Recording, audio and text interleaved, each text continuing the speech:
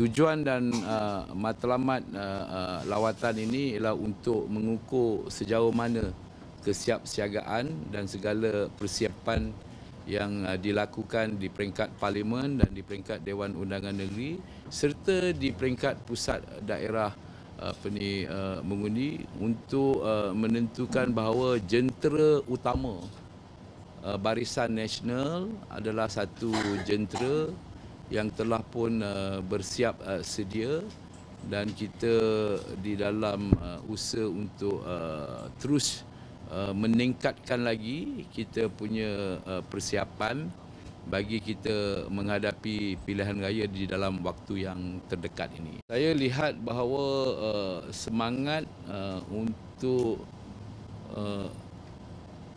memberikan keyakinan sekali lagi kepada rakyat di negeri Selangor ni, memberikan sokongan kepada Barisan Nasional Selangor ni, nampaknya dia punya semangat ni adalah satu semangat yang amat memberansangkan. Saya amat rasa berpuas hati mengenai keberhasilan dan pengamatan saya serta taklimat yang disampaikan kepada saya yang melibatkan di Parlimen Gombak dan Batu Cave dan di PDM pada pagi tadi, dan pada petang ini saya telah pun mendapat taklimat secara terperinci yang meliputi semua pucuk pimpinan Barisan Nasional di Parlimen Ampang dan juga Dewan Undangan Negeri Lembah Jaya serta Bukit Antara Bangsa.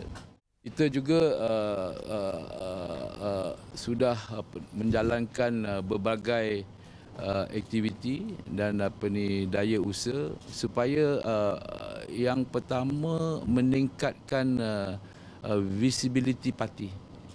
Dan peningkatan visibility parti ini daripada segi kibaran bendera, dan kita mengikut segala perundangan yang sedia ada, dan saya telah pun menasihatkan keseluruhan jentera di peringkat Barisan Nasional ini supaya menaikkan dan mengibarkan bendera di dalam premises kawalan kita sendiri. Itu di rumah-rumah kita juga dan juga di bangunan-bangunan yang milik kita yang tidak melanggar peraturan yang berhubung kait tentang kerajaan tempatan dan mana-mana.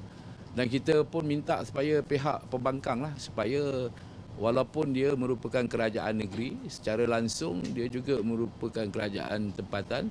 Jadi jangan menyalahgunakan kuasa di peringkat PBT ini. Dia boleh naikkan bendera parti dia, tapi dia arahkan kepada pihak penguasa untuk menurunkan bendera kita. Dan saya juga telah pun memberikan pesanan kepada jentera supaya kita nak sebagai satu wave kebangkitan di dalam visibility parti bendera kita, tetapi dia mesti dilakukan di tempat persendirian dan di kawasan bangunan kita.